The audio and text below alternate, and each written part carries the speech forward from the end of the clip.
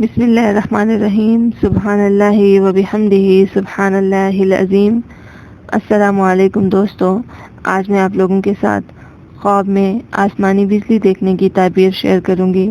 اگر کسی شخص نے خواب میں آسمانی بجلی دیکھی ہے تو اہل علم نے واللہ عالم اس کی تعبیر یوں بیان کی ہے: صرف آسمانی بجلی دیکھنے کی تعبیر گمراہ ہونے کے بعد ہدایت یافتہ ہونا ہے۔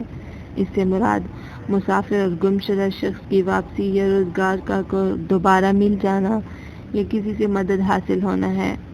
اگر خواب میں بارش کے بغیر بادل کی گرج دکھائی دی ہو تو اس سے مراد خوف و ہراس ہے۔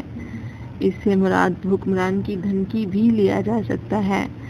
بادل کی گرج سے مراد بسا اوقات اچھے معاہدے بھی لیے جا سکتے ہیں۔